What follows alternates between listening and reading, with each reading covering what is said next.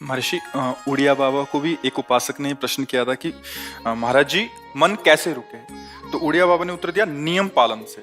यदि हम नियम पर दृढ़ रहें तो मन हमारा क्या कर सकता है? नियम तो परमात्मा देखता है। हम लोग नियम पर दृढ़ नहीं रहते, इसी से हमारे देश की दुर्दशा है। संध्या वंदन तक का नियम जाता रहा है। भजन करने के लिए नियम की बड़ी आवश्यकता। हाँ, बड़े नियम की आवश्यकता है। तो जैसे प्रातः काल से सायंकाल तक की हर व्यक्ति की अपनी एक दिनचर्या होनी चाहिए।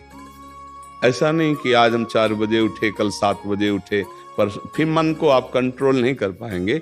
मन के लिए एक दिनचर्या होनी चाहिए कि हमको 10 बजे सोना है, 4 बजे उठ जाना है, तो फिर 4 से 4:15 नहीं होना चाहिए, 4 बजे उठ जाना, ऐसा नियम बना ले। और उठ करके हमको थोड़ी देर नाम जप करना है, थोड़ी देर हमें वाणी जी का गायन करना है, थोड़ी देर हमें ध्यान, एक अपनी दिनचर्या। फिर हम अपने संसार के कार्य के नियम, जो संसार के कार्य हैं, उनको भी करते हुए भगवान को समर्पित करें। जैसे जो पद में है, जो आपको राष्ट्र सेवा मिली है, जो आपको समाज सेवा के पद मिले हैं, या आपको जो घर की सेवा के कार्य मिले हैं, उनमें बहुत धर्म पूर्वक आचरण होना चाहिए।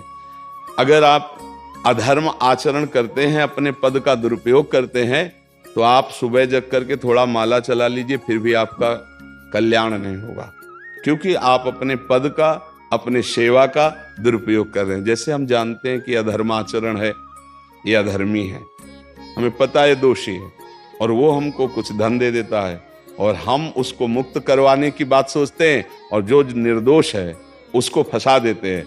अब तुम चाहे जितना माला चलाने की कोशिश करो या दान पुण्य करो, वो तुम्हारा अधर्म आचरण, वो अधर्म का धन तुम्हें सतमार्ग में नहीं जाने देगा। नियम लेना चाहिए कि जिस पद में है, जिस धर्म में है, जिस कर्तव्य में है, चाहे कुछ भी हो जाए, हम अपने कर्तव्य से विमुख नहीं होंगे। जितना जप महान है, उतने कर्तव्य महान है। दोनों बातें समझना है। जब माला फेरा और इसके बाद बेईमानी, अधर्माचरण, इनका कोई नियम नहीं है कि हमें कैसे चलना है, तो वो माला काम नहीं कर पाएगा, क्योंकि उसका तभी सत्य भाव माना जाएगा माला जपला जब धर्माचरण है। धर्माचरण नियम से। बोले वो बड़े कट्टर नियम वाले हैं, उनको घूस नहीं, आप उनको भयभीत करके नहीं काम करवा सकते, प्रलोभन में काम नहीं करा सकते। ये हमारी गृहस्थी है ना, तो गृहस्थी के पालन के लिए धन चाहिए, और धन के लिए हम धर्म को आगे रखें, धन को नहीं। धर्म को, हमारा कर्तव्य क्या, प्रायः जैसे पूज्य बाबा ने कहा, आज हमारे देश में बहुत दुर्दशा हो रही है। दुर्दशा हो रही, क्यों? क्योंकि सब अपनी जगह से गलत हो रहे हैं। अगर अपनी जगह हम ठीक रहे तो हमारी दुर्दशा नहीं होगी। हमारा भजन कम होगा, लेकिन हम धर्म से चल रहे हैं तो हम विजयी होंगे। हम भगवान को प्रसन्न कर सकते हैं, क्योंकि हमें जो कार्य मिला है वो भगवान का ही कार्य, सृष्टि भगवान का कार्य। जैसे नए बच्चे कुछ वकालत पढ़ रहे थे, तो यहाँ के प्रश्न किया था कि हम जानते हैं कि वो दोषी नहीं है, हम जानते हैं कि वो दोषी है, पर दोषी हमें पैसा दे रहा है, तो हम वकालत पढ़ी इसीलिए, हम उसको जिताएंगे, तो क्या कोई पाप है? तो उनका खुला पाप है। बोले नहीं, हमारी कोई ऐसा कंपनी दो, ऐसा कुछ बोले कि हमारी कंपनी को ये सिखाया जाता है, तो हमको तो ये करना ही होगा, अगर नहीं करेंगे तो हमारी वकालत का मतलब क्या रहा? तो नहीं, वकालत का मतलब अधर्मी को मुक्त करवाना नहीं है। वकालत का मतलब अधर्मी के सबूत एकत्रित करके उसको दंड दिलवाना है, और धर्मात्मा को मुक्त करवाना है। अब इसके लिए आपके पास अर्थव्यवस्था अगर कमजोर भी है, तो धर्म व्यवस्था आपकी पूरी है। धर्म व्यवस्था ठीक है तो परिवार स्वस्थ रहेगा, सुखी रहेगा, भगवान आप पर प्रसन्न रहेंगे। अच्छा, फिर हमने तर्क रखा कि जैसे आपकी बहन के साथ कोई गलत व्यवहार करे, आपको पता है, और वो आपको 10 लाख रुपया घूस दे, तो क्या आप उसका पक्ष लेंगे? नहीं। तो फिर दूसरी बहन के साथ किया। अब यहां विचार करना है ना, अपने भाई का अगर कत्ल किए हो, मुझे पता हो कि ये दोषी है, तो क्या हम पैसे से उसको मुक्त करने देंगे? लगेगा कि जान की बाजी लगा देंगे, और तुम्हें हम ऐसे ही एक गरीब आदमी की किसी ने हत्या की, तो आपका पक्ष बनता है। पर ये ज्ञान कहां मिलेगा? बिना अध्यात्म के ज्ञान तो मिलेगा नहीं। ज्ञान तो इस बात का मिला कि कैसे पैसा कमाया जाए। अच्छा, वो पैसा यदि अधर्म से आया है तो आपकी दुर्दशा कर देगा, आपकी बुद्धि भ्रष्ट कर देगा।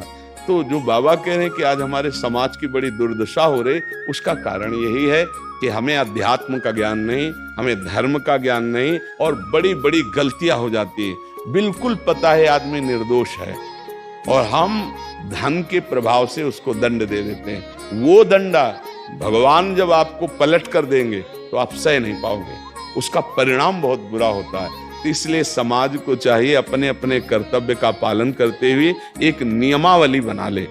जैसे कुछ दुकानों का नियम होता है कि वहां फिक्स रेट होता है, नहीं होता? वहां ये नहीं चलेगा कि कसम से कहते हैं कि तुम्हें हम अपना जान करके कि 100 रुपया मीटर ये मिला है, हम बिल्कुल मुनाफा नहीं ले रहे। नहीं, झूठ क्यों बोल रहे हो? दुकान खोले हो मुनाफा के लिए, झूठ क्यों बोल रहे हो? नहीं लेंगे मुनाफा, हम जितने का लाए हैं उससे मुनाफा लेंगे, पर 120 रुपया मीटर देंगे, कपड़ा बढ़िया है, नाप फिट है, इससे नीचे नहीं उतरेंगे, हमें सफाई देने की जरूरत नहीं है कि हम कसम खाते हैं या ऐसा। जानते हो ये बिजली है, दुकान है, नौकर लगे हैं, तो इसका मुनाफा लेने के लिए दुकान खोलें, कोई दान करने के लिए तो नहीं। तो सबको पता है मुनाफा लेगा, लेकिन एक फिक्स दाम, उसे 10-20 रुपया का मुनाफा लेकर के हम उसको बेच रहे हैं। लेकिन झूठ क्यों बोले? झूठ के बिना धंधा नहीं चलता? नहीं, ऐसा नहीं है। अब असत्य बोलोगे तो उससे जो आपको मुनाफा मिलेगा वो आपकी बुद्धि भ्रष्ट करेगा, और सत्य है कि मुनाफा के लिए है वही चीज, और आप एक फिक्स रेट में दे रहे हैं, बढ़िया। अब अगर आप कोई मिलावट करके भोजन सामग्री दे रहे हैं, आपको पता है, तो जो खाने वाले के हृदय में बैठे हुए भगवान हैं वो तुम्हारे जीवन में मिलावट कर देंगे, तुम्हारा जीवन महान दुखमय हो जाएगा। ये कहां समझा जाता है? एक आदमी सिंथेटिक दूध बना रहा है, उससे कहो ये अपने बच्चे को पिला, नहीं पिलाएगा। फिर ये दूसरे का बच्चा जब पिएगा तो उसकी हालत क्या होगी? दूसरे शरीर में जाएगा तो हालत क्या होगी? वो केवल धन की बुद्धि रखता है। एक आदमी घी में केमिकल मिला रहा है, एक ऐसे अभक्ष्य पदार्थ मिला है, वो स्वयं नहीं खाएगा, लेकिन वो होटलों में भेजा जाएगा, हजारों लाखों लोग खाएंगे, बीमारी बढ़ेगी, उसको रुपया से मतलब है। ये चीज, ये दुर्दशा हर जगह धर्म का ज्ञान न होने के कारण फैल रही, नहीं फैल रही। एक मरीज बीमार है, असली दवाओं में पैसे ज्यादा है, नकली दवा लेकर के असली के दाम में बेच देना, उसको बिल्कुल फायदा ना होना, लेकिन परमात्मा देख रहा है। तुम जानते हो नकली दवा है, वो तो नहीं जानता बेचारा, ज्यादा पढ़े लिखे नहीं, किसान आदमी गांव का आया है, तुमने दे दिया और उसने पैसा दिया असली के। अब वो पैसा तुम्हारी बुद्धि भ्रष्ट करेगा, तुम्हारे परिवार में कलह पैदा करेगा और तुम्हारा पतन कर देगा। ऐसे हर डिपार्टमेंट में, हर विषय में यदि हम अपने धर्म से चले, अपने सत्य से चले और थोड़ा भी भजन होगा, वो आपको उत्तम गति प्रदान करेगा। पर ऐसा कहां समझ में आ रहा? अध्यात्म के बिना भला ऐसा समझ में आएगा? तो इसीलिए कह रहे हैं हमारे देश की दुर्दशा हो रही। पूर्वजों में पहले ये था कि हमारा धर्म नहीं जाना चाहिए चाहे प्राण चले जाएं, हमारा चरित्र नहीं जाना चाहिए चाहे सर्वस्व नष्ट हो जाए। आज इसकी कोई परवाह नहीं, तो उसी से बुद्धि भ्रष्ट हो जाती है, जीवन एक पशुवत आचरण वाला हो जाता है, और वो अपने को बड़ा सुखी समझने लगते हैं कि हमारे पास बड़ा वैभव है। लेकिन प्यारे, उस दिन को याद करो जिस दिन तुम्हारा आखिरी समय होगा, ना तुम्हारा फार्म हाउस जाएगा, ना महल तुम्हारा जाएगा, ना बैंक बैलेंस जाएगा, ना कोई व्यक्ति, और ना ये शरीर। अब तुम्हारे कर्म तुमको भोगवाएंगे। उस समय की कौन याद करता है? अगर उस समय की याद हो तो भय लग जाए कि नहीं पाप नहीं करूंगा, क्योंकि जाना है यहां से। अच्छा, कब जाना कुछ पता नहीं, किसी भी समय ट्रांसफर हो सकता है इस शरीर से। तो हमें लगता है कि महापुरुषों के जो वचन हैं कि हमें एक नियम से जीवन जीना चाहिए, धर्म पूर्वक जीवन जीना चाहिए, अपने कर्तव्य का पालन करना चाहिए। जो हमारे लिए कर्तव्य, आज प्रायः धन प्रधान बुद्धि होने के कारण कर्तव्य स्वाहा हो रहा है। एक विद्यालय में विद्यार्थी के लिए जो गुरु पद में बैठा है, उसका क्या कर्तव्य है? वो अपने कर्तव्य को भूला हुआ है। भला छोटे छोटे विद्यार्थियों को, जिनकी नींव पूरे राष्ट्र सेवा में, समाज सेवा में ये बन सकते हैं, अगर उनको हम सही शिक्षा नहीं दी तो उनका पूरा जीवन बर्बाद हो जाएगा। अगर उनको हम गलत सपोर्ट कर दिए तो उनका पूरा जीवन बर्बाद, क्योंकि नया जीवन है। और जगह जगह अपने अपने कर्तव्यों का यदि पालन किया जाए तो पूरा समाज सुखी हो जाए। लेकिन कर्तव्यहीनता आ रही, कोई अपने कर्तव्य को नहीं समझ रहा है। तो यही बात महापुरुष जनों को दुख लगता है कि अगर सब अपने कर्तव्य का पालन करें, धर्म का पालन करें, भगवान का नाम जप करें तो सब सुखी हो जाए। सुख सब चाहते हैं और आचरण दुख वाले करते, इसीलिए सुख नहीं मिल रहा है, परिणाम में हमें दुख मिल रहा है। सच्ची मानना, वो रुपया पूरे परिवार में अशांति पैदा कर देगा। और धर्म पूर्वक 100 रुपया लाओगे और 4-5 परिवार के बैठ के नमक रोटी खाओगे, आनंद से सोओगे, बड़ा प्यार रहेगा, भगवान की कृपा रहेगी। पर ये बात समझ में नहीं आती है। तो ये वृत्ति अगर छोड़ी ना जाएगी तो कुछ भी कर लो, कहीं भी दान पुण्य कर लो, लाभ नहीं मिलेगा। अगर दान देने की बात कही गई है तो धर्म पूर्वक कमाए हुए धन से। अगर आप मेहनत से कमाए हो ना, 10 रुपया दे दोगे ना, तो 10 रुपये का वो आटा लाके अगर 2 रोटी खाएगा तो खूब वजन होगा। वो आप 1 लाख रुपया बेईमानी कर रख दोगे ना, तो बैठे बैठे वो गंदा ही सोचेगा, वजन नहीं होगा। उसका गंदा सोचना और आपका गंदा करना दोनों मिल करके, उसके कारण भी तो आप बने ना, तो आपका ही पतन हो जाएगा। उसको तो भगवान बचा लेंगे क्योंकि भगवान की शरण में। तो मुझे लगता है अधर्म के धन से कभी किसी को लाभ नहीं मिलता। तो अपने कर्तव्य का पालन करते हुए यदि नाम जप किया जाए तो बहुत जल्दी हमको लाभ प्राप्त हो जाए। बहुत सुंदर मतलब ये चर्चा होती है, अगर आप लोग इसको धारण कर लें तो निहाल हो जाएंगे। सच्ची कह रहे, ये जो बातें हैं ये बहुत सुंदर जीवन को पुष्ट करने वाली हैं, पर आप धारण कर लें तो बात है। नहीं तो जैसे लाभ दिखाई दे रहा 50,000, तो ये बातें भूल जाओगे, ये बातें अच्छी नहीं लगेंगी।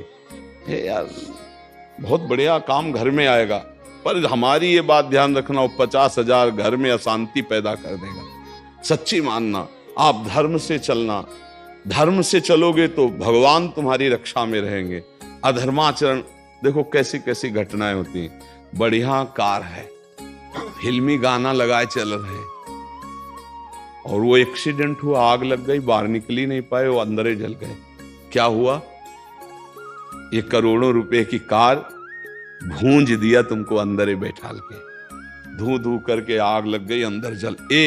ऐसे जलना चाहते हो या भगवान के आनंद में चिंतन करके शरीर छोटे हो फिर दाह संस्कार हो? ऐसे ये सब लोग भगवान के नाम का कीर्तन करते ही जा रहे, फिर आपका अंतिम संस्कार, वहां जीवित जल गए। क्या हो सकता है? एक एक पल तुम्हारे कर्म का हिसाब होगा, एक एक सेकंड का। ऐसे कर्म करो कि हमारा अच्छा हिसाब हो, बुरा हिसाब। ये मत समझो कोई देख नहीं रहा, वो देख रहा है जिसको हिसाब करना है, वो देख रहा है। उसके लिए कोई वकील या किसी सबूत की जरूरत नहीं होती, वो सर्वांतर्यामी आपके अंदर बैठे ही देख रहा है। तो सदैव जैसे सत्संग सुन रहे हैं, तो अगर हाथ जोड़ के प्रार्थना है, थोड़ी भी बात मान लोगे तो आप सच्चे सुख के मार्ग में चलने लगोगे। नहीं तो भाई बहुत गंदी हवा चल रही है, माया की बहुत गंदगी ऐसी फैल रही, कलिकाल है ना, कि ये बातें किसी को पसंद नहीं आती। वो बात बताओ कि हम कितना रुपया कमा ले, कैसे कितने भोग ले, और वो अध्यात्म में नहीं है। आपको सच धोखे में मत रहना, अध्यात्म में है। जितना आप धर्म से चलोगे उतना सुखी होगे, और लोक में है जितना धन मिल जाएगा उतना सुखी माना जाएगा। लेकिन वो सुख नहीं है, वो चंद मिनट के लिए हाइलोजन की तरह जलेगा, फ्यूज हो जाएगा। और धर्मात्मा दीपक की तरह जलेगा, पर बहुत काल तक चलता रहेगा। इन बातों का चिंतन कीजिए, खूब नाम जप कीजिए और भगवान के भरोसे रहिए, गंदे आचरण मत कीजिए।